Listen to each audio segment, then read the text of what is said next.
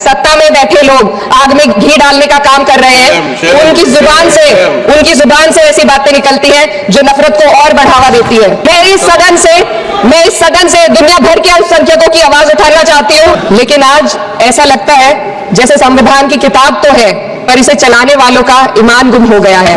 संभल में जो हुआ वो सबके सामने है। पुलिस के संरक्षण में निर्दोष लोगों की हत्या की गई और सरकार ने चुप्पी साध ली। मुझे अपने भारतवर्ष पर फक्र है कि जिसके पास ऐसा संविधान है जो लोकतंत्र, समाजवाद और सेक्युलरिज्म को संजोता है।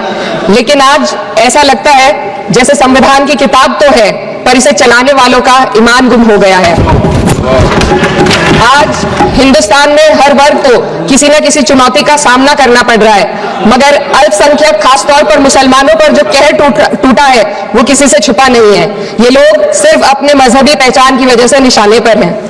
संविधान का अनुच्छेद 15 कहता है कि किसी भी नागरिक के साथ धर्म, जाति या किसी और वजह से भेदभाव नहीं होना चाहिए, लेकिन हकीकत इसके उलट है। हालात इस कदर बिगड़ चुके हैं कि hate speech, mob lynching, bulldozer द्वारा घरों को गिराने की घटनाएं आम हो गई हैं, खासतौर पर उत्तर प्रदेश में, जहां ऐसा लगता है जैसे कानून के नाम पर जंगल राज चल रहा हो। संभल में जो हुआ वो सबके सामने है।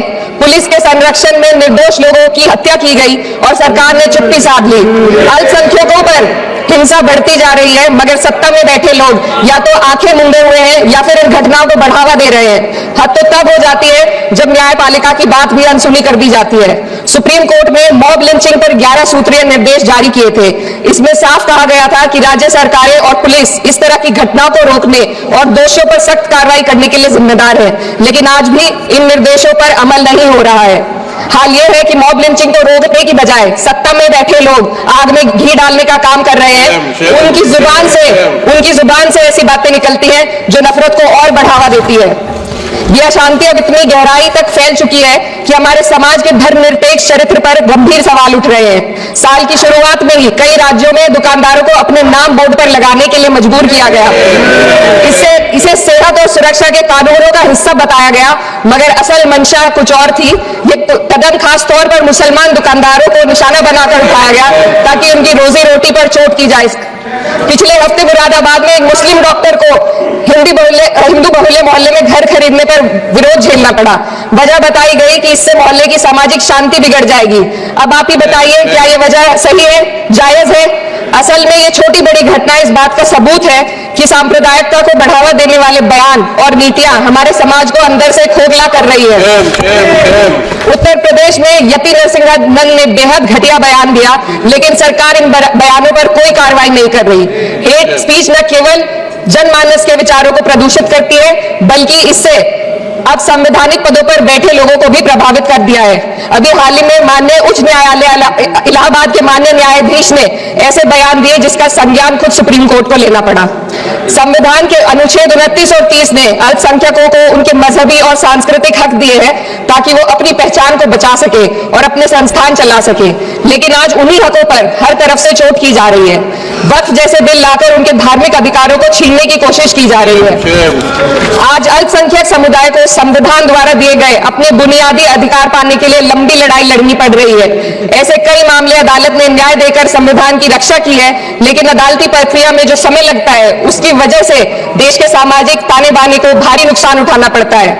मिसाल के तौर पर इलाहाबाद हाई कोर्ट ने 2004 के मदरसा एक्ट को रद्द कर दिया था, जिससे मदरसों के संचालन पर सवाल उठे। हालांकि सुप्रीम कोर्ट ने बाद में इस फैसले को पलट दिया और एक्ट को वैध करार दिया, लेकिन इस प्रक्रिया में जो समय लगा उसने अल्पसंख्यकों को बेचैनी और संघर्ष के दौर में डाला है। इसी कड़ी में प्लेसेस ऑफ वर्शिप एक्ट 91 भी आता है और कई अन्य अधिकार, उन्हें भी इसी तरह अदालती लड़ाइयों में उलझाया जा रहा है। यह स्थिति न केवल अल्पसंख्यकों के अधिकारों की राह में रुकावट है, बल्कि justice delayed is justice denied जैसी कहावत को सिद्ध करती है। मैं इस सदन से दुनिया भर के अल्पसंख्यकों की आवाज उठाना चाहती हूँ, खासतौर पर हमारे पड़ोसी देश बांग्लादेश में अल्पसंख्यकों के साथ जो हो रहा है वो दिल को गहरे तक चोट पहुंचाने वाला है। उनकी जान माल की हत्या की जा रही है। बांग्लादेश हो या हिंदुस्तान हो, या कोई और देश अल्पसंख्यकों की सुरक्षा, इज्जत और अधिकारों की हिफाजत हर सरकार की सबसे पहली जिम्मेदारी होनी चाहिए। मैं इस सदन से अपने देश के अल्पसंख्यकों के साथ बांग्लादेश के पीड़ित अल्पसंख्यकों की आवाज को एक साथ उठाना चाहती हूँ। ये वक्त की पुकार है कि हम सब मिलकर ये सुनिश्चित करें कि किसी भी इंसान को उसकी पहचान या मजहब के कारण डरकर जीने पर मजबूर न होना पड़े। जहां हक छीने जाते हैं वहां अमन खो जाता है। ये बात हर सरकार को समझनी चाहिए। अगर हम सच में अपने संविधान का सम्मान करना चाहते हैं तो हमें नफरत और भेदभाव को खत्म करना होगा। हमें ये दिखाना होगा कि ये मुल्क हर वर्ग, हर जाति, हर धर्म और हर समुदाय का है, और जब तक ऐसा नहीं होगा तब तक संविधान की आत्मा सिसकती रहेगी।